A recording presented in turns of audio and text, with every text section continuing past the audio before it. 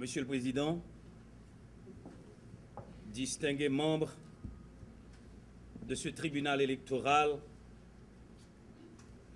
au moment où je me tiens devant vous debout pour assurer la défense de Jude Célestin, futur président de la République d'Haïti, je le fais avec un sentiment mélangé de révolte et en même temps d'indignation. Arrière-petit-fils de Jean-Jacques Dessalines, le fondateur de la patrie, je me vois devant un tribunal haïtien plaider et assurer la défense d'un citoyen haïtien sur la base d'un rapport préparé par des gens qui n'ont jamais cherché à comprendre l'idiosyncrasie haïtienne ni à mesurer les dimensions de nos spécificités historiques et culturelles. J'ai envie donc de pleurer en même temps, j'ai envie de me demander pourquoi. Quand je prends la parole pour défendre un citoyen, alors que les bottes des étrangers osent fouler le sol sacré de la terre de Dessalines, alors que nos citoyens sont livrés à eux-mêmes, la charité internationale, cette pilule que l'on donne aux tuberculeux pour l'empêcher de tousser, constitue la seule planche de salut de notre peuple. Notre jeunesse est frappée de désespérance. Elle ne croit rien pour ce qui concerne son avenir sans un visa étranger. Depuis quelques 20 ans, en vue d'arriver à écraser l'âme nationale, pour arriver à ce spectacle déconcertant, on a même empêché que nos petits écoliers saluent le drapeau sous prétexte que c'est Duvalier qui le faisait.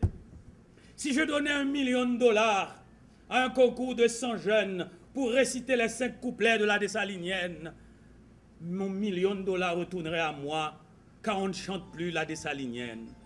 Je prends donc la parole à un moment où l'âme nationale est brisée, où la conscience haïtienne est broyée, où notre peuple vit de charité et dans une arrogance mêlée de résignation contre l'argent blanc et pour mettre là.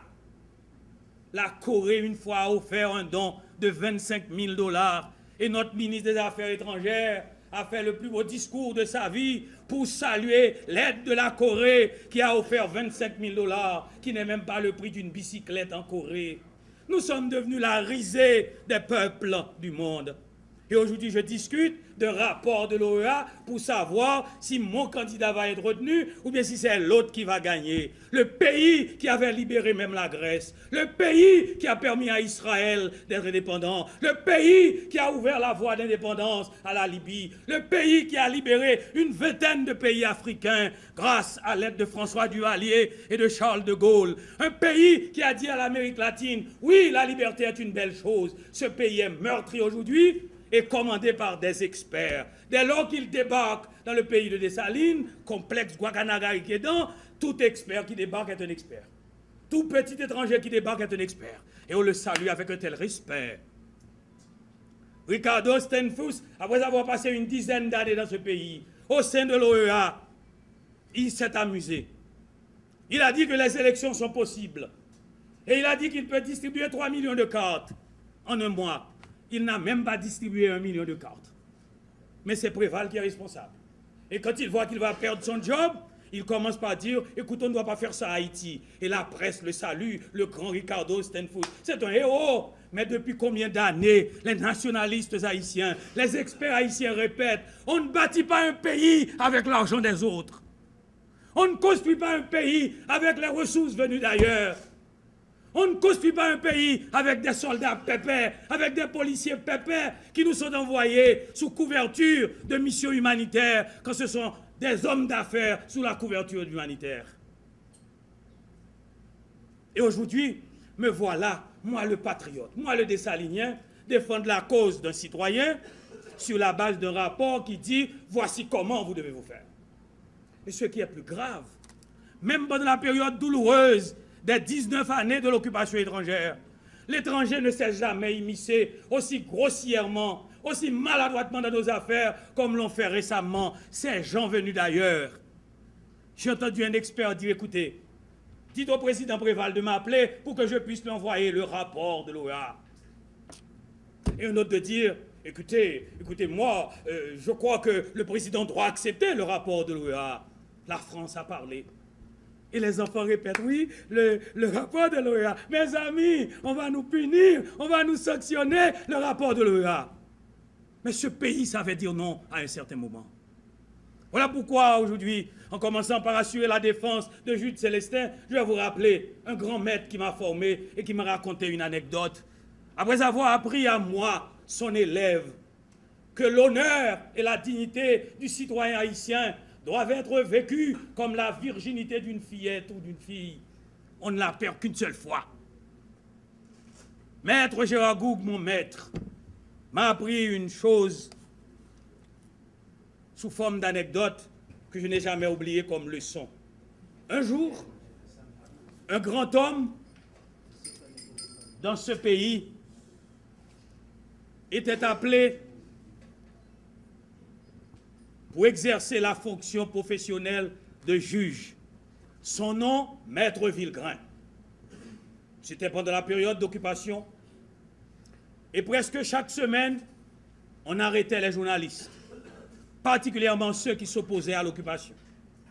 On les arrêtait, on les embarquait, et dans un train, non loin du nord d'Haïti, une habitation appelée Chabert, les Américains enfermaient ceux qui, à Port-au-Prince, dans le sud, paysans comme intellectuels, dès lors qu'ils s'opposaient à l'occupation américaine. Chabert, dans le nord d'Haïti, non loin du Cap, tout près de la plantation Dauphin, est un lieu que nos élèves, nos petits-enfants doivent apprendre, car là a eu lieu un génocide des Américains, un crime contre l'humanité, car personne n'est sorti vivant quand il rentrait à Chabert. C'était pendant cette période. Un président d'Haïti un jour, parce qu'il a dit non au général commandant, l'Américain a coupé son chèque. Et notre président alors, son nom c'était Dartignave, il appelait le blanc. Blanc pourquoi? Mais écoutez, j'ai besoin d'acheter du lait pour mon fils, et puis vous n'avez pas donné le chèque. Mais non, il y a la convention que vous devez signer. Président, tant que vous n'aurez pas signé la convention, écoutez, je ne vous donnerai pas votre chèque. C'était le responsable financier de l'époque. Alors Maître Goug m'a raconté que dans cette période difficile, où il y avait vendus et vendeurs, collaborateurs et traîtres, petits et grands, et un homme d'une certaine dignité était magistrat, Villegrain. Et on arrête un grand journaliste, Jolibois. On l'emmène devant lui, il dit, écoutez bien, qu'est-ce que je dois vous reprocher ou qu'est-ce qu'on vous reproche, monsieur Jolibois? Eh bien, je critique le gouvernement. Et au nom du nationalisme haïtien, je dis que ce gouvernement est un gouvernement fantoche. Et alors, il dit, écoutez, dans la mesure où vous n'avez utilisé que votre plume pour critiquer, vous êtes libre, je ne retire aucune charge contre vous. Il est arrêté à nouveau. Et cette fois-ci encore, il est libéré.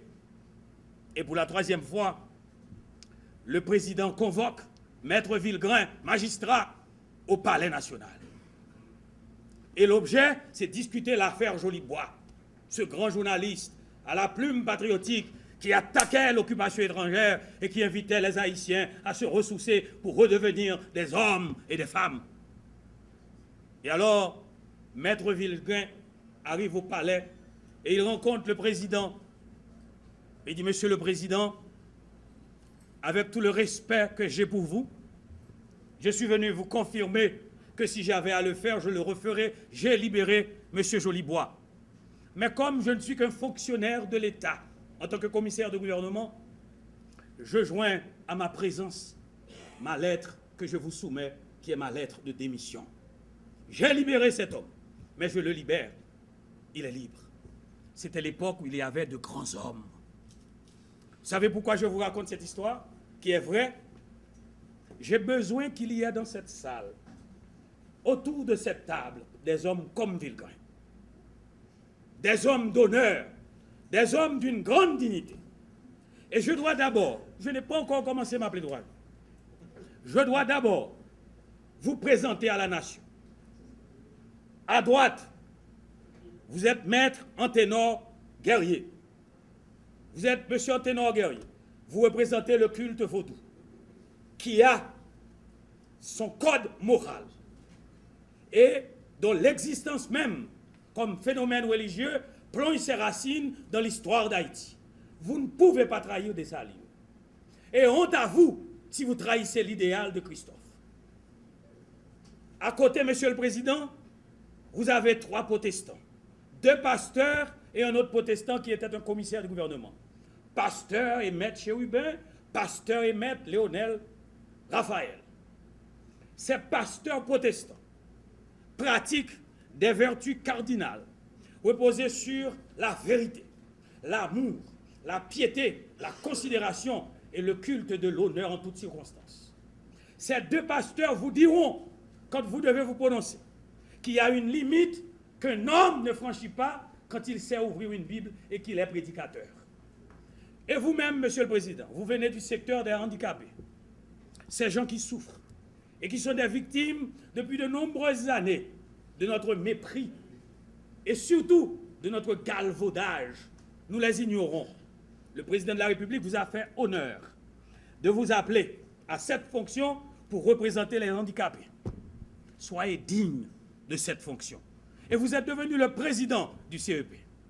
Je veux croire, messieurs les pasteurs protestants, et vous, adventistes, et vous, vaudouisants, et vous, je ne sais quelle est votre religion, monsieur le président. L'aspect religieux pour moi est important. Car avant de toucher l'institution, avant de toucher les faits de la cause, les hommes qui nous jugent, il est important de les connaître. Car quand on lit un jugement, ce jugement est l'émanation de l'homme qui le produit. C'est l'histoire psychosociale de cet homme, de son environnement sociétal, de l'éducation qu'il a reçue, de ses pratiques personnelles. Je ne peux pas accepter, et je ne pourrai jamais accepter qu'une décision qui sortira de votre plume sera signée de pasteurs protestants qui a menti à son peuple, qui a triomphé dans le mensonge, dans l'horreur, dans le reniement et dans la trahison. Je vous présente à la nation Anténor Guerrier, pasteur Chérubin, Anthony Chérubin, vous, monsieur Gaillot d'Anceville, et vous, monsieur Léonel Raphaël, venu du secteur protestant évangélique, et vous, maître Pierre-Louis. La nation vous regarde cet après-midi et ce soir, dans ce procès historique, où vous allez prendre une décision, et qui doit être une décision émaillée d'honneur, de respectabilité face aux pressions de toutes sortes. Les pasteurs sont habitués avec des voyages. Je sais que la tentation est grande. Ces pasteurs qui vivent parfois aux États-Unis, au Canada et qui voyagent, je sais que les pressions sont grandes. Ces pasteurs qui ont des amis blancs et des amis étrangers, moi aussi, j'en ai de nombreux. J'étais en prison grâce aux blancs, je suis libéré. Je sais que c'est exact. Les pressions sont grandes. Mais nous voulons ce soir que dans cette affaire Jude Célestin, contre le CEP, qui demande par rapport au rapport de l'OEA, que ce document soit considéré au regard de la loi, je veux que des Haïtiens puissent vous regarder demain et dire « Ah, mais nègres CEPO, oui, des hommes dignes, ou bien mais nègres CEPO, des cabotins. » Vous allez choisir entre l'honneur et le déshonneur. Vous allez choisir entre la dignité et le reniement et la trahison et la honte. Vous allez choisir pour statuer sur une demande parce que c'est une demande axée sur la vérité. Quelle est la vérité? M. Célestin demande que vous vous transportiez au centre de tabulation pour vérifier les bulletins, les procès-verbaux. M. Martelly, qui est son adversaire, fait la même demande. Je vais regarder pour un Haïtien campé, pour dire Martelly pour prendre place, Célestin, sans parler dans le centre de tabulation d'abord. Je m'attendais non plus pour dire non, Célestin pas bon, Jude est-elle pas bon, et sans voir au moins par une méthode de vérification visuelle reposant sur les documents légaux et la loi électorale, si vous n'aurez pas ce minimum de courage. Le 28 novembre, il y avait des élections dans ce pays. Et à 10 h du matin, un membre de la communauté internationale appellerait Mme Maniga. Ah, madame, moi, à votre place, je demanderai l'annulation des élections. Ce langage de Mulet est parvenu aussi à d'autres oreilles, comme M. Martelly, comme M. Séan. L'étranger tirant les ficelles demande aux Haïtiens de demander l'annulation des élections. Il était 10h, 11h du matin. Midi, devant CNN, Mme Maniga demande l'annulation des élections. Ah oui, je l'ai déjà dit. 1h, 2h. On est au Caribé et tous les candidats, y compris un homme respectable, un travailleur que j'ai toujours respecté, M. Becker, président de la salle, il demande l'annulation des élections. L'étranger voit déjà le danger. On concourt vers une entente haïtienne. Et l'entente ne fait pas l'affaire des étrangers. L'entente, ça rappelle Dessalines, Pétion, et ça rappelle Vertière, page qu'il faut effacer dans notre histoire. Immédiatement, il rentre en jeu. Le même qui avait appelé pour demander l'annulation des élections, il dit maintenant, vos gens doivent être dans les rues. Et complexe de Guacadagaric aidant, les gens sont dans les rues, et M. Martelly est pris dans le panneau. Il dit, ah, mon peuple est dans la rue, eh bien maintenant je ne demande plus l'annulation, il faut compter. Je respecte, moi, la volonté du CEP. Ce que le CEP dira, il faut qu'il proclame les résultats. Entre-temps, les foules de M. Séan et les foules de M. Martelly se mélangent. Discussion entre foule de M. Séan et foule de M. Martelly. Chavannes jeunes n'en ayant pas, d'autres n'ayant aucune foule. On se dispute maintenant les foules. À qui appartient la foule? Et les partisans de qui sont dans les rues? Le lendemain matin, l'accord n'aurait même pas duré 24 heures. L'accord est dénoncé. Mme Maniga de dire superbement, en me regardant à la racine des nez à la télévision, écoutez, moi je n'ai rien signé. Et M. Martelly nous dit, écoutez bien, j'avais suivi mon peuple, je n'avais rien dit, eh bien écoutez bien, il faut que les résultats soient prononcés. Et M. Mulet, qui lui-même avait fait cette œuvre perfide d'appeler les candidats pour leur demander d'annuler les élections, et M. Mulet de faire la déclaration, écoutez, les gens qui sont dans les rues ne sont pas les gens de M. Martelly. C'est écrit dans le Nouvelliste. Et alors, on tire à gauche, on tire à droite, et ceux qui ne sont pas bien formés, et ceux qui ne sont pas bien instruits des méthodes, et ceux qui ne se sont pas rappelés les propos du père fondateur, rappelez-vous constamment la duplicité et la perfidie de l'homme blanc quand il voudra vous retourner dans l'esclavage. C'était les propos de Dessalines. Cette duplicité a joué. On est avec vous, on est contre vous. On appelle X, on dit on est avec Y, Y contre X. C'est la même méthode. Et je vous rappelle, Monsieur le Président, la grande rencontre qui a eu lieu un jour au Cap-Haïtien en 1802. Le pays était exactement dans la même situation. Et puis un jour, le grand Dessalines est reçu par Leclerc au Cap-Haïtien, tout près du siège de la radio 4VH. Dessalines, tu dois arrêter Pétion. Et tu dois arrêter Pétion, Rigaud et tous ces petits mulâtres qui s'estiment être proches de nous autres blancs et qui ne vous aiment pas. Il dit oui. Le général Dessalines dit oui, blanc. Je dois arrêter Pétion. Qui encore? Pétion, Rigaud et qui encore, monsieur Blanc. Et on donne la liste. Et Dessalines nous dit, écoutez, j'aurais besoin d'armes, d'argent. Ah non, pas de problème. Non, il faut signer pour moi.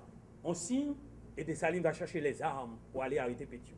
En route, pour retourner à la petite rivière de la Tibonite, Dessalines se dit, mais pourquoi cette insistance du Blanc que j'arrête Pétion, qui est mon ennemi, c'est vrai, qui a tiré sur moi, c'est vrai, qui a failli m'éliminer à Port-au-Prince, à Jacmel et au Caille, qui est parti en exil à la suite de la guerre de 1800, Pétion, entre moi-même et Rigaud.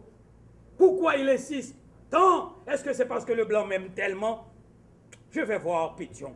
Il rentre dans le quartier général de Pétion et dit, compère Pétion, salut. Et Pétion, salut, général Dessalines. Général Pétion, je viens de voir le Blanc. Le Blanc m'a demandé de vous arrêter. Il dit, oh, général Dessalines, j'étais avec le Blanc la semaine dernière, il m'a demandé de vous arrêter aussi. Il m'a demandé de vous arrêter, vous, Christophe et les autres. Il dit, oh, qu'est-ce qu'il faut faire? Un complot pour sauver le pays. Il dit, comment? Un complot. Vous êtes chef, je vais vous obéir. Il dit, mais vous avez fait tellement de mal à nous autres. Mais vous êtes un mulâtre, vous avez fait tant de mal à nos noirs. Il dit, mais vous aussi, vous avez fait tant de mal à nos mulâtres. Vous vous oubliez, vous avez brûlé Port-au-Prince, vous avez brûlé Jacmel, vous avez brûlé les Cailles, et tous les mulâtres se sont enfuis pour enrichir la Jamaïque. La Jamaïque aujourd'hui, c'était les colons qui s'étaient enfuis après avoir brûlé ces villes. Écoutez, vous avez fait beaucoup de mal aussi aux mulâtres. Il dit, oui, alors dans ce cas, qu'est-ce qu'il faut faire? La réconciliation. C'était le 10 août 1802. Et cette réconciliation a conduit au 17 octobre et au 18 novembre 1803. C'était l'indépendance. Donc dès que les Haïtiens s'entendent, l'étranger, les petits, les clercs ne veulent pas de cette entente. Vous voyez un jour Préval au Palais National avec Jean-Bertrand Aristide et Jean-Claude Duvalier et le président Maniga. Wow! Tous les petits étrangers se tairont sous les tables. Et ils ne verront jamais, ils ne voudront jamais voir cet événement. Ils vont vous demander d'arrêter Jean-Claude Duvalier, d'arrêter Jean-Bertrand Aristide, et même d'envoyer un mandat contre les autres. Et dans nos désunions, ils construisent leur fortune, leur richesse, sur la base de nos haïtianeries, de nos divisions, de nos reniements et de nos trahisons.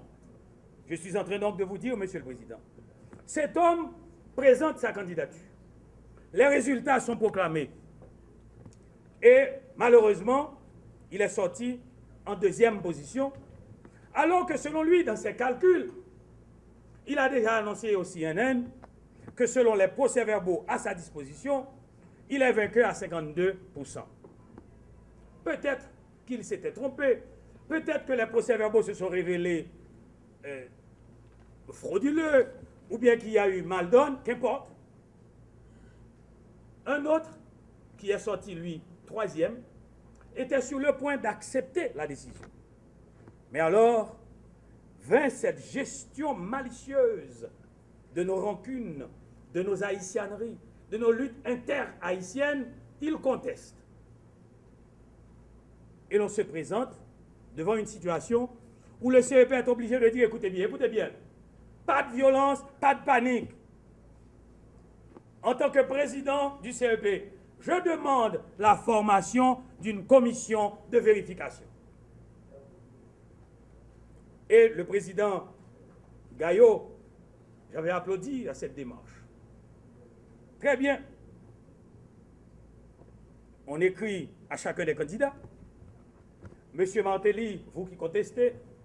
Monsieur Jude Célestin qui contestez.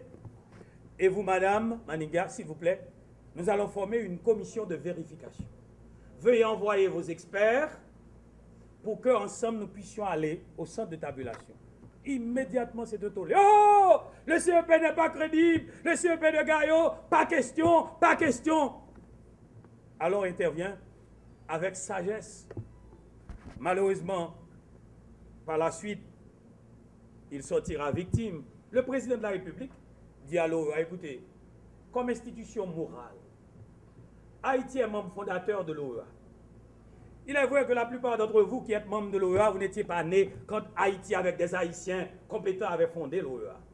Le Canada n'était même pas encore indépendant comme État indépendant, puisque Trudeau n'avait pas encore rapatrié la Constitution en 1982 pour être membre de l'OEA. Donc Haïti était déjà là. Nous sommes membres fondateurs, nous avons des droits. Écoutez, venez s'il vous plaît et allez observer pour moi. Certains disent, écoutez, je ne suis pas d'accord, mais comme le blanc va venir, les tons commencent par baisser un petit peu. Ah oui, l'OEA veut venir, etc. Bon, non, l'OEA ne doit pas venir. C'est une ingérence dans nos affaires. Ah oui, non. Les tendances sont contraires et s'opposent. Dans les discussions, j'ai eu à voir, comme avocat de M. Célestin, une personnalité proche de ce candidat. Et je lui ai dit, pourquoi ne pas mettre dans les termes de référence que chacun des trois candidats sera admis à avoir un expert qu'il aura lui-même choisi pour accompagner le travail de ces experts. La proposition, malheureusement, n'a pas été retenue et les termes de référence ont été signés. Le président de la République, demande que le gouvernement, son chef de gouvernement, M. Colin Gunderson, qui représente le roi et qui est présent dans la salle, un homme qui a un amour sincère pour Haïti, mais qui malheureusement est dans une situation assez délicate. C'est un homme qui a été un disciple du grand Maninga, qui a donc appris à connaître notre haïtianité. Et même s'il les cache, il ne peut pas dire que dans les années 80, lorsqu'il savait venir dans ce pays, c'était un grand pays avec de grands Haïtiens. Alors, M. Gunderson a signé le document. Vous l'avez signé, Monsieur le Président. Le Premier ministre l'a signé. C'est un accord. Et que dit cet accord? Nous sollicitons un appui à la vérification des élections, des résultats. Un appui à la vérification. Vous savez ce que ces messieurs ont donné comme travail eux-mêmes? Ils disent rapport, ce n'est pas un rapport d'appui, non? Rapport final. Mission d'experts de l'Organisation des États-Unis pour la vérification de la tabulation. Le profane ne voit pas la différence. Si je vous demande de faire un travail d'appui à la vérification, mais vous ne pouvez pas faire un travail de vérification, mon Dieu. Je vous ai demandé moi-même, comme chef d'État, venez me donner un appui à la vérification. Voilà ces messieurs maintenant qui croient qu'ils aiment tellement Haïti et les Haïtiens, qu'ils sont si bien intelligents. Ils sont des experts d'ailleurs bien applaudis et accueillis. Ils soumettent un rapport qui est un rapport de vérification. Et ce n'est pas un rapport d'appui à la vérification. 7 jours avant la publication du rapport, en anglais, le rapport est dans tous les pays du monde. Or, les termes de référence disaient exactement le contraire. Mais qu'importe. Et malheureusement, le climat qui régnait à la veille de la soumission officielle de ce rapport était exactement celui qui avait prévalu dans un pays comme le Rwanda avant le 6 avril 1994. Et ceux qui connaissent l'histoire, et ceux qui savent lire les pages d'histoire pour comparer, liront qu'en ce moment-là, des radios de 1000 collines, des télévisions 1000 collines, haranguaient la population en montant Tutsi contre Hutu jusqu'à ce que ce 6 avril, les deux présidents des deux pays, Rwanda et Burundi, devant la peur des menaces étrangères, ils se disent, c'est très important, c'est pas une histoire, Monsieur le Président, pour vous familiariser avec la situation. Le nom du président, c'est Juvenal Habyarimana. Juvenal Habyarimana, le 6 avril 1994, dans son avion présidentiel personnel, il demande que son collègue du Burundi aille dans l'espace pour discuter de l'unité nationale entre Tutsi et Hutu. Vous savez ce qui est arrivé? Pendant qu'il est dans cet avion, ou pendant qu'ils sont dans l'avion, ces deux présidents qui parlent de réconciliation nationale, de paix entre les Hutus et Tutsis, un Français essaie un missile, et par hasard, le missile du Français a tiré l'avion, a battu l'avion. Les deux présidents sont morts, pas de paix, pas de réconciliation. Le lendemain, 7 avril, a débuté un massacre. 800 000 personnes, disent les chiffres. 1 million sont morts, un cinquième de la population du Rwanda. Et notre expert, aujourd'hui, Louis Joannet, il était, oui, en Afrique, comme expert des Nations Unies. Magistrat syndical qui demande aujourd'hui l'arrestation et l'emprisonnement des chefs d'État, du chef d'État haïtien qui vient d'entrer dans le pays. Il était expert là pour les Nations Unies. Ces mêmes experts. 1 million de morts. Je veux dire que depuis quelque temps, et en cette période d'élection, on a comme fait travailler les ménés des Haïtiens pour les diviser les uns contre les autres. Moi, je suis pour Suite Miki. Moi, je suis pour Jude. Oh, c'est vagabond, il est Jude. Non, mon cher Préval. Non, mon cher, on nous divise sur la question électorale pour préparer la catastrophe de demain. Et les radios sont là. Les discours de haine, vecteurs de division, elles sont présentes, ces stations. Parfois, inconsciemment pour nous diviser. Alors, on s'en remettait quand même à la sagesse de ces messieurs. D'autant plus qu'au moins, il y en avait 2 ou 3 qui respectaient notre haïtianité. Au moins, il y avait dans l'équipe 2 ou 3 qui connaissaient la sensibilité haïtienne pour son indépendance. Le rapport est publié en anglais, mais le 13, finalement, le secrétaire général de l'OA, M. de Soulsa, présente officiellement le rapport au président de la République. Ce rapport de 35 pages explique d'abord la méthodologie suivie. Ensuite, comment se fait le travail au centre de tabulation, les résultats de la vérification électorale, les recommandations d'ordre technique administratif, la conclusion et des annexes. Mais ce rapport, malheureusement, est distribué dans la presse comme quoi il résumait une seule phrase. Le rapport demande que M. Martelly devienne deuxième et que soit rétrogradé en 3e position notre client, M. Jude Célestin. À la vérité, le texte français est un peu différent du texte anglais. Il y a un petit peu plus de nuances dans le texte français. Mais qu'importe, ce qui est important, ce n'est pas tant d'abord le contenu du rapport.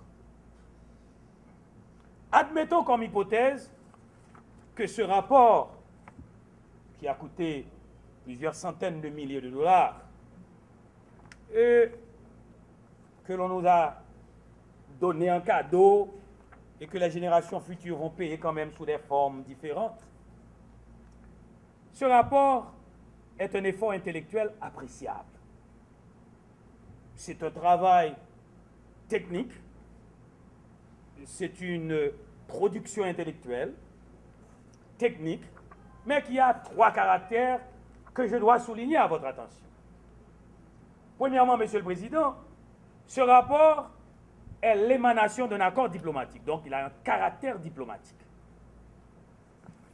C'est sur la base d'un accord, à la demande du chef de l'État, que le rapport a été sollicité, demandé.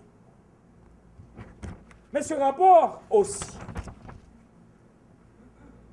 parlant d'élections et de résultats d'élections, a un caractère politique. Et ce caractère politique est d'ordre matériel, en ce sens que non seulement le rapport parle de l'organisation des élections, de la façon dont les organisateurs ont mis en marche la mécanique, mais aussi des recommandations des experts de l'OEA. Troisièmement, le rapport a aussi un caractère juridico-légal parce que dans les termes de référence et la loi électorale, il était clairement mentionné que le travail doit s'inspirer de ces éléments-là comme ressources. Comment les gens qui organisent les élections ont effectué le travail à la lumière de la loi électorale. Caractère diplomatique, caractère politique, juridico-légal. Il revient à dire maintenant, si en plaidant devant vous, j'ai déployé beaucoup d'efforts pour laisser ma casaque d'homme politique, pour plaider droit et technique, en saisissant la question dans son essence nettement juridique, en vérité, Monsieur le Président, je serai très hypocrite, car le document n'est pas que légal. Le document est aussi diplomatique, il est aussi politique. Je dois donc tenir compte de ces trois aspects pour vous demander de tenir compte d'un quatrième aspect que vous devez inventer.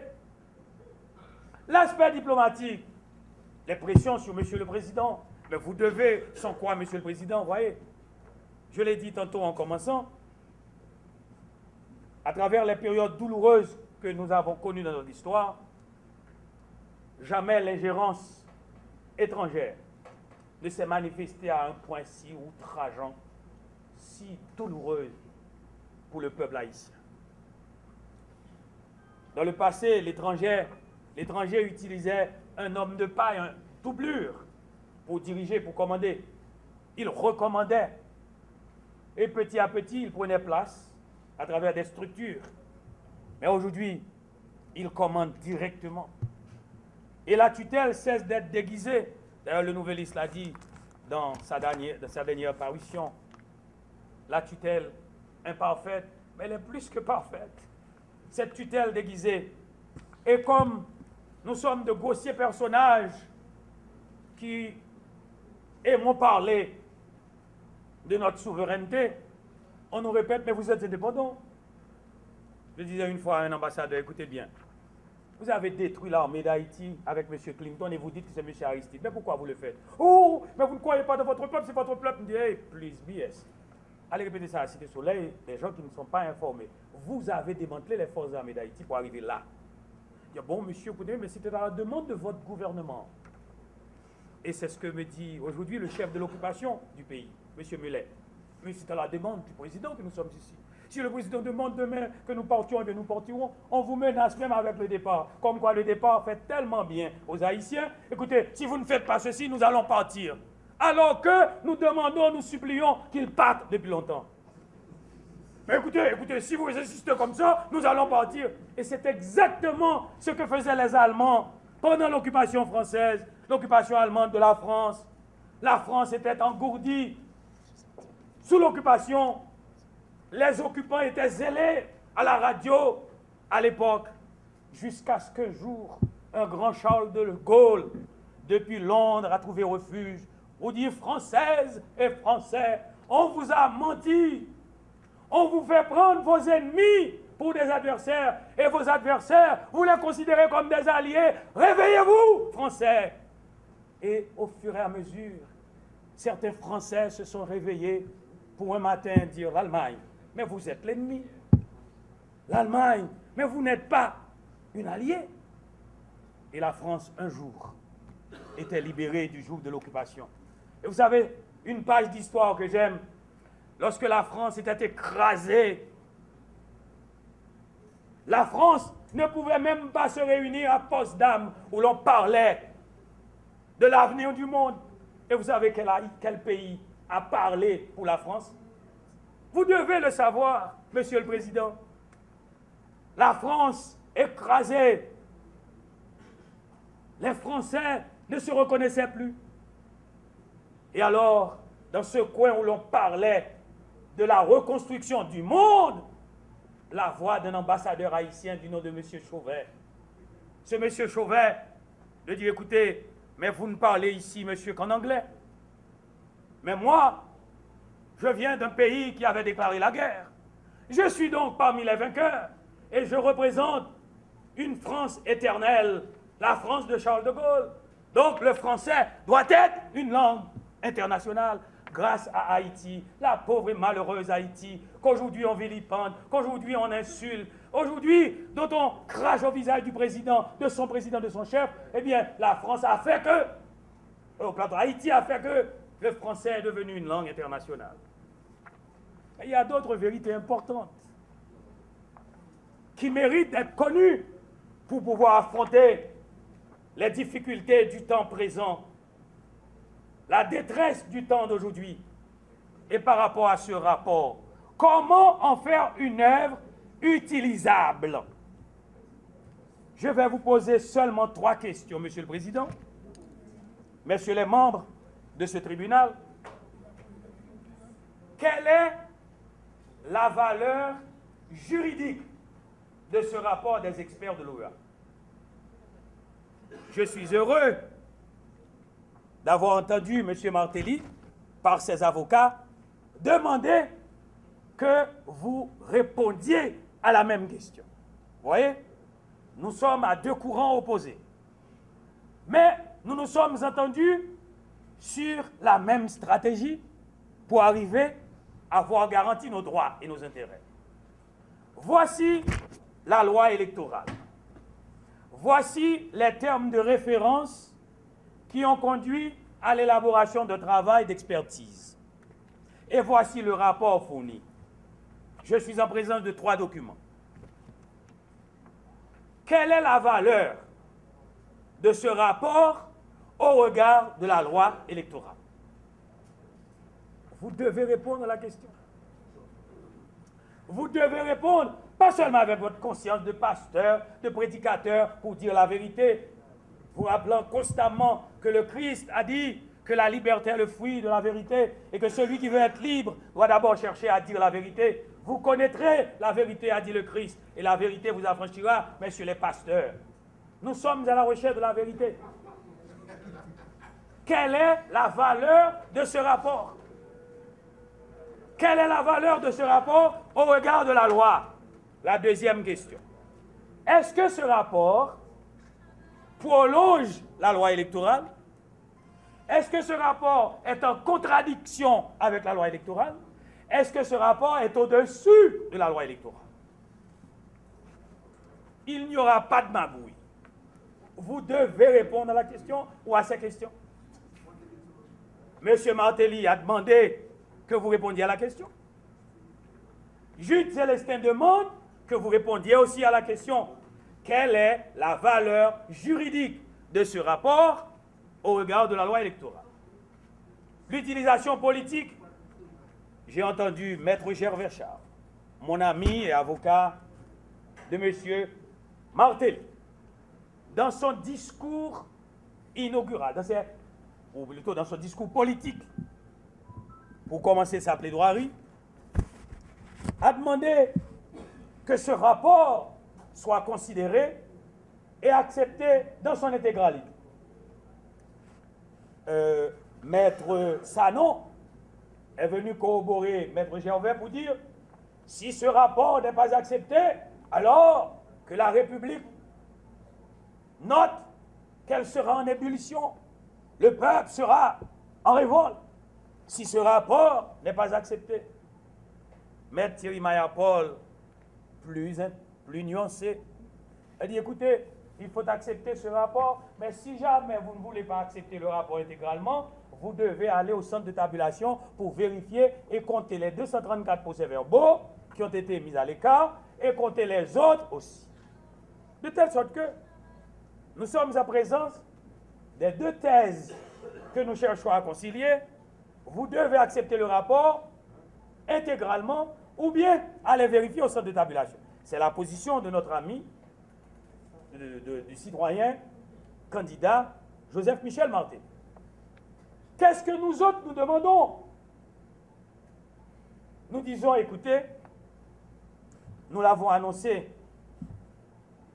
sur les ondes de CNN, si l'on comptabilise tous les bulletins, les procès-verbaux, des 11 000 procès-verbaux, si on les comptabilise tous, et si on enlève certaines irrégularités, car peut-être il y en a, j'obtiendrai 52% des votes au premier tour. Ah, écoutez, mais vous vous trompez, monsieur Jude Célestin. Mais vous êtes fou. La rue dit que vous avez la 3e place. Mais la rue, oui, mais le peuple a dit. Et j'ai trouvé des hommes respectables. Des hommes sur qui on aurait pu compter dans des moments difficiles. C'est le peuple qui dit, M. Martelly a gagné. Et puisque le peuple a dit, et les organisations bidons disent, écoutez, le vote du peuple doit être respecté. Et maintenant, avec sa dignité, la communauté nationale demande que la vote du peuple haïtien soit respectée. À un certain moment, lorsque les marines américains ont débarqué dans notre pays, c'était bien l'époque avant le génocide des Espagnols, lorsqu'ils avaient changé le nom de notre pays pour l'appeler Hispaniola. Ils avaient trouvé 3 millions d'Haïtiens et non une obligation et non une obligation imposable au CEP, particulièrement à ce tribunal. Cette phrase est importante et je voudrais que le président le répète. Je n'aurais même pas parlé de ce rapport si M. Gervais Charles n'avait pas fait allusion à ce rapport et si, en première instance, dans nos plaidoiries, nous n'avons pas questionné la valeur juridique de ce rapport. Je dis que ce rapport, au début, a un caractère diplomatique. Donc nous ne pouvons pas l'ignorer. Ce rapport a un caractère politique. Nous ne pouvons pas le sous-estimer. Ce rapport, d'un point de vue juridique, cependant, n'est pas acceptable. Parce que ce rapport ne peut être ni le prolongement de la loi électorale, ni se dresser comme instrument super légal au regard de la loi électorale. Maintenant, si vous voulez donner la connotation diplomatique que mérite ce rapport, écoutez bien, je n'étais pas partie des discussions diplomatiques. Les parties contractantes se sont réunies à un certain moment. Une des parties a dit, écoutez, si vous ne me donnez pas accès d'une manière illimitée, l'accord n'aura pas... Écoutez bien, c'était une discussion entre maître et serviteur. Je n'étais pas présent. Mais le maître a imposé sa volonté. Diplomatiquement parlant, on a eu l'accord. Le président est pris peut-être dans un piège ou bien sa bonne foi a été trompée. Mais le rapport a un caractère diplomatique. On ne peut l'ignorer. Mais le rapport a un caractère politique aussi. Comment sous-estimer sa valeur? Ce rapport a déjà causé des cadavres dans ce pays. Les gens qui croient que maintenant il y a un document du blanc qui demande à Martelly d'être président, il sera président. Les divisions. Mais il y a tellement de divisions dans ce pays à cause de ce rapport maintenant.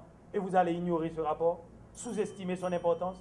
Troisièmement, enfin, Monsieur le Président, à tout le respect que j'ai pour vous, diplomatique, politique et légal, mais que, au regard de la loi électorale, je parle de caractère, mais quant à son acceptation, il ne peut pas être une œuvre imposable à la loi électorale ou imposable au CEP ou à ce tribunal. La différence est grande. Vous ne pouvez pas dans votre jugement dire, selon le rapport de l'OEA, il faut une décision préalable pour dire, nous... Monsieur le Président.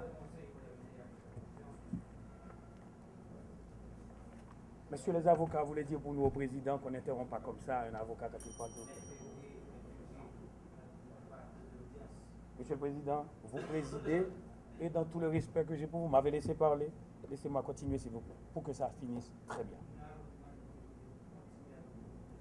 Monsieur le Président, mes conclusions sont verbales et en même temps écrites, c'est-à-dire je disais donc que le rapport ne peut pas être produit autour de ce rapport, qui sera et doit être reçu comme un document technique de référence.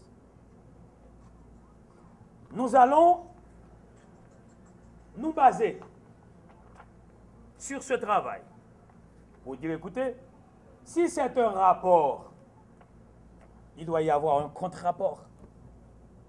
Si ce rapport est le produit d'une enquête, il doit y avoir une contre-enquête. Monsieur le Président, vous n'avez pas eu le privilège ou le malheur d'être avocat. Mais nous sommes habitués, nous autres, hommes de loi, à plaider et dire, et même après avoir appris ces leçons, que dès qu'il y a en droit une enquête, il doit y avoir une contre-enquête. Il n'y a pas d'enquête sans contre-enquête. Il n'y a pas de rapport sans contre-rapport.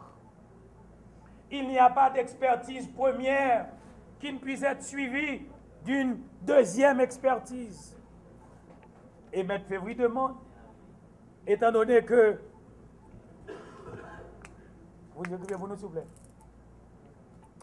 Que tout rapport, quel qu'il soit, pour être acceptable, tout rapport quel qu'il soit, pour être acceptable et considéré légitime,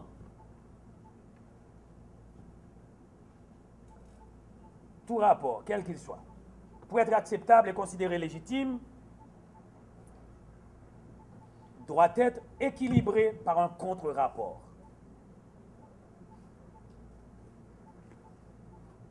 Par un contre-rapport. Toute expertise doit être corroborée. Que toute expertise doit être corroborée par une contre-expertise. Que toute expertise doit être corroborée par une contre-expertise.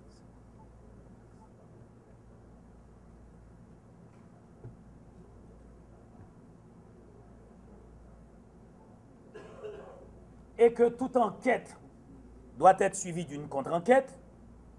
Et que toute enquête doit être suivie d'une contre-enquête.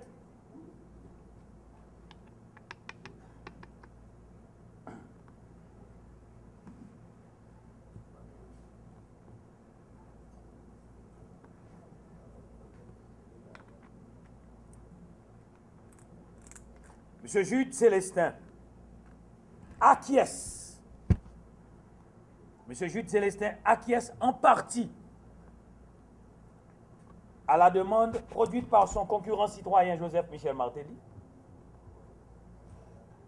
M. Jude Célestin acquiesce en partie. L'acquiesce en partie à la demande formulée par son concurrent citoyen Michel Joseph Martelly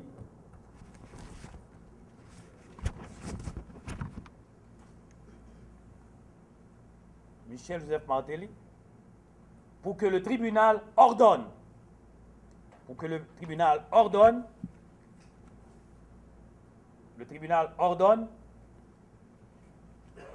virgule, par son transport au centre de tabulation, pour que le tribunal ordonne, virgule, par son transport au centre de tabulation, ordonne, par son transport au centre de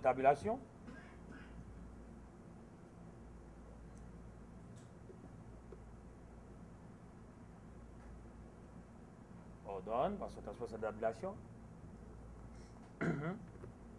la vérification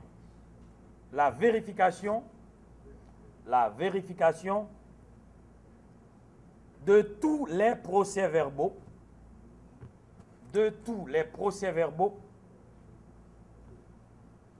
par un recomptage des votes,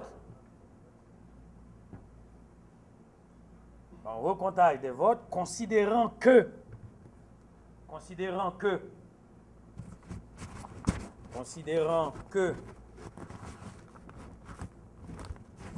le terme de mise en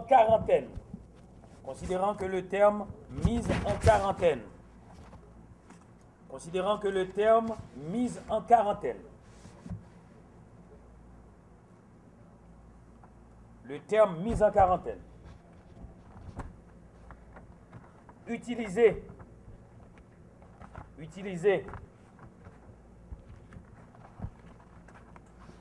par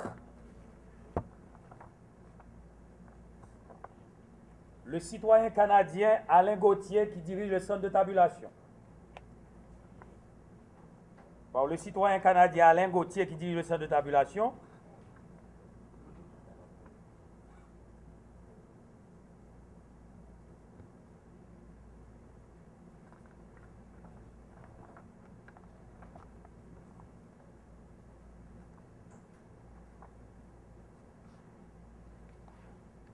Est une invention technique et administrative qui lui est propre,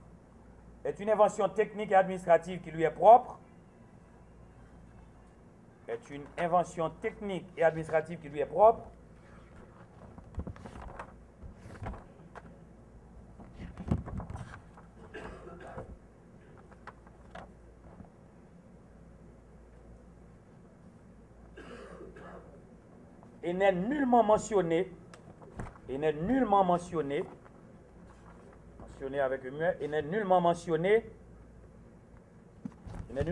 dans la loi électorale,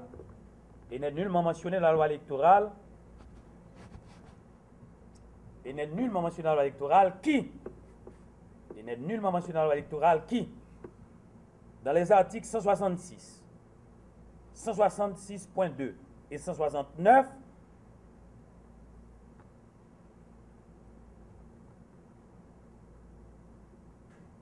qui, dans les articles 166, 166.2 et 169, parle,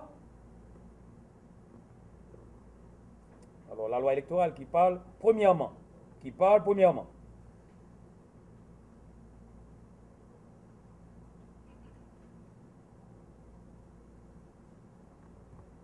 bulletins de vote valides, premièrement, des bulletins de vote valides et comptabilisés, des bulletins de vote valides et comptabilisés. Deuxièmement, premièrement, des bulletins de vote valides et comptabilisés. Deuxièmement, des bulletins de vote déclarés nuls et non comptabilisés. Des bulletins de vote déclarés nuls et non comptabilisés.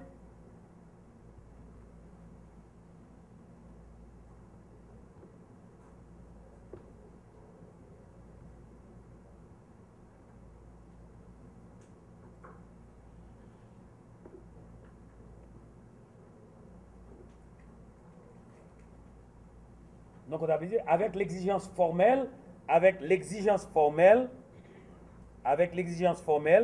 de compter tous les votes, comme il est dit à l'article 169. De compter tous les votes, comme il est dit à l'article 169.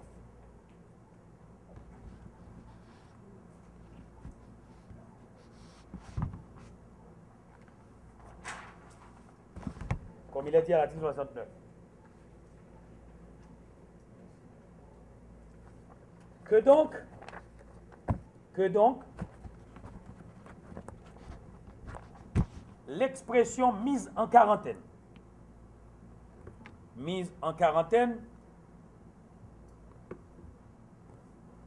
l'expression mise en quarantaine n'a aucun équivalent juridico-légal. L'expression mise en quarantaine n'a aucun équivalent juridico-légal.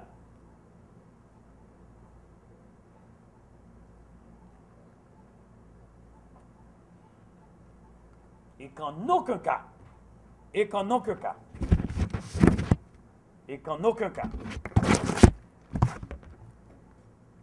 des bulletins de vote, des procès-verbaux, des bulletins de vote ou des procès-verbaux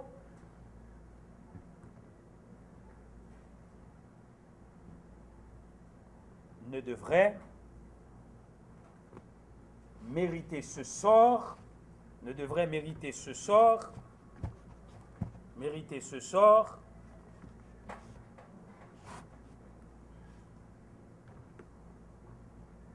par ce centre de tabulation.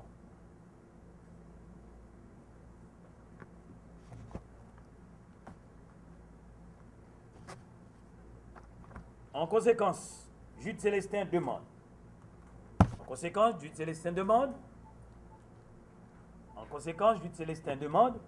Virgule, lui aussi. En conséquence, M. Jude Célestin demande, lui aussi. Tout comme M. Martelly,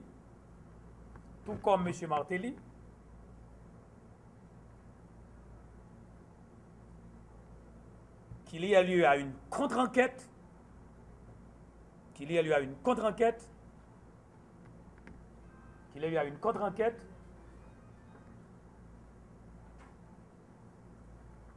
par une mesure de vérification des bulletins ou des procès-verbaux au centre de tabulation. Par une mesure de vérification des procès-verbaux et des bulletins de vote au centre de tabulation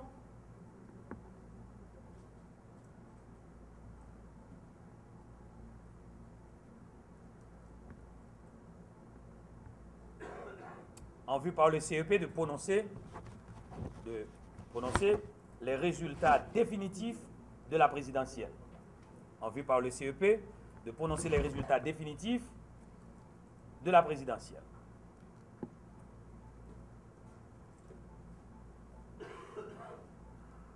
Monsieur le Président, il ne me reste même pas 5 minutes. Je vais conclure ma plaidoirie et mes remarques en faveur de M. Célestin par le rappel d'une analogie saisissante qui nous a été contée dans le 7e livre de la République de Platon, qui rappelle qu'à un certain moment, un jour, des hommes étaient enchaînés et se trouvaient dans une caverne. Mais la caverne dans laquelle ils se trouvaient avait une ouverture, une sorte de fenêtre qui laissait passer les rayons du soleil.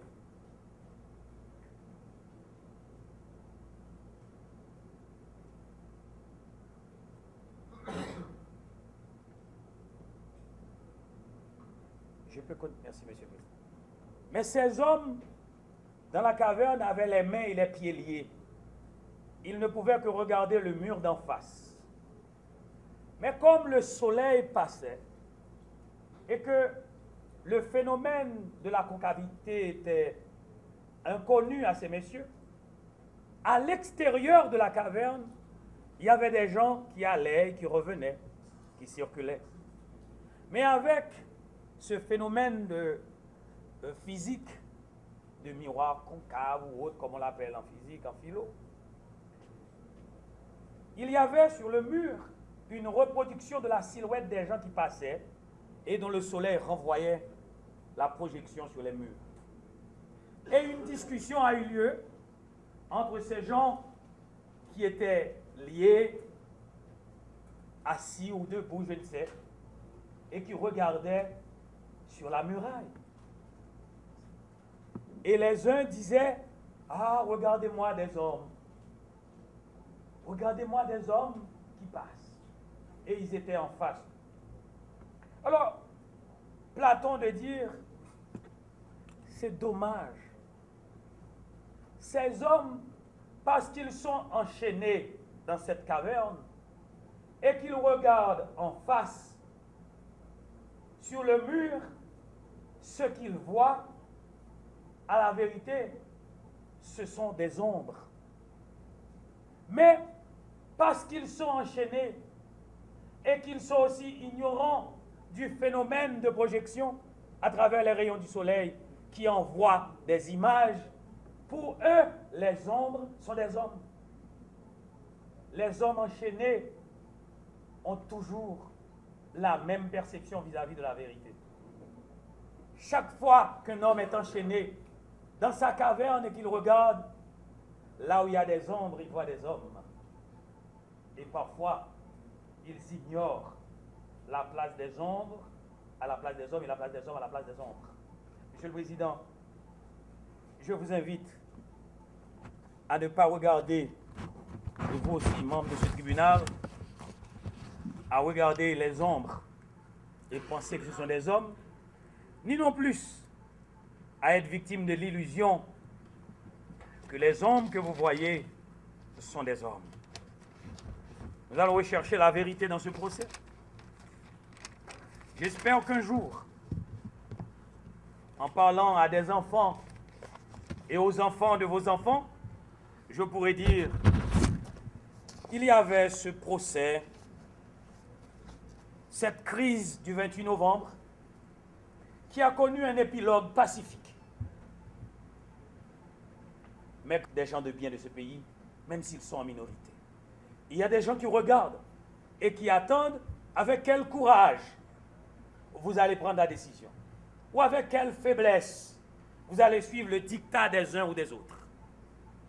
Je ne vous invite pas à aller en guerre contre qui que ce soit. Les rapports de force ne nous sont pas favorables.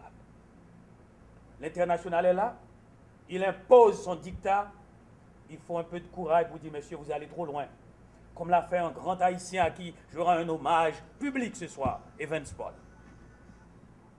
Il a dit, mais monsieur, vous allez trop loin. Ils vont trop loin, ils le savent.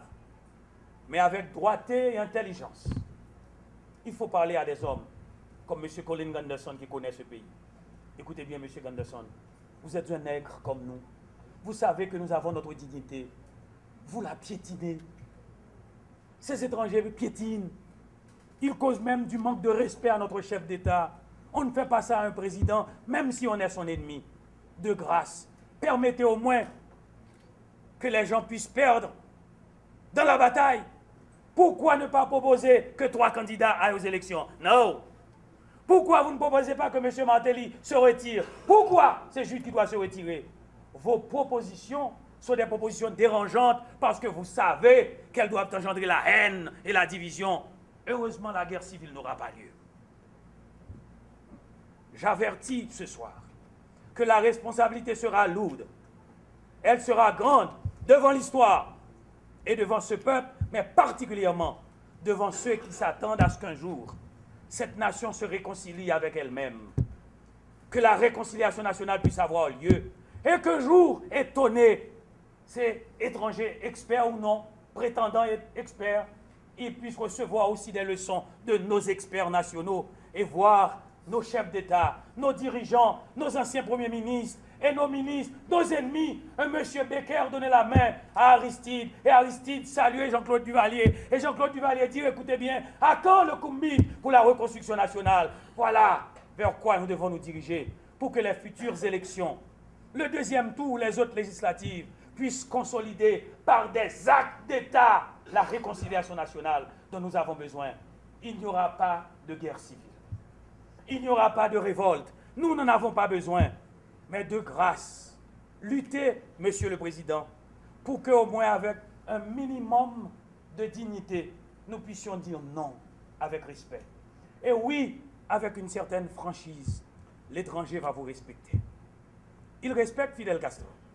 Il respecte M. Chavez. Il respecte Ahmadinejad de l'Iran. Il respecte les dirigeants qui savent dire non, de la Corée du Nord ou autre. Négocier. Dites, écoutez, nous voulons être un peuple libre. Nous voulons être indépendants. Votre mission des Nations Unies, votre ministère, c'est une mission des Nations Unies pour le soutien tenace à l'anarchie. Nous n'en avons pas besoin. Vous êtes une anomalie juridique, une anomalie constitutionnelle, une anomalie légale, une anomalie politique, une anomalie idéologique, une anomalie historique. Vous êtes un ensemble d'anomalies. Un jour, vous devrez partir. Mais, de grâce, il ne faut pas, en humiliant les Haïtiens, que nous puissions avoir une telle rancœur qu'en décrétant qu'il vous faudra un visa, nous cessions d'émettre des visas pour vous aussi lorsque vous aurez un jour à visiter l'Haïti de demain, l'Haïti de 2020. Aujourd'hui, l'étranger rentre chez nous sans visa.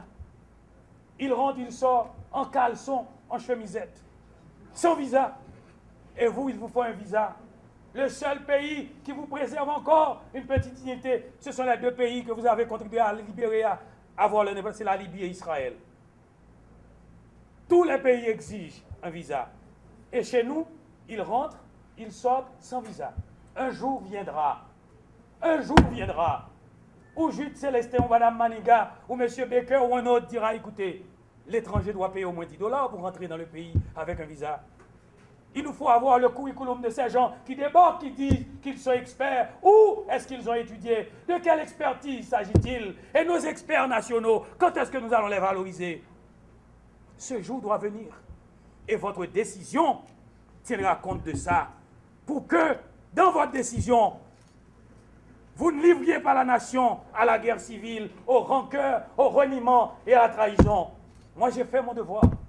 Fidel Castro, un jour, avait fait la sienne. Avait fait son devoir à lui. Je vous avertis, Monsieur le Président, vous mériterez le respect de la population.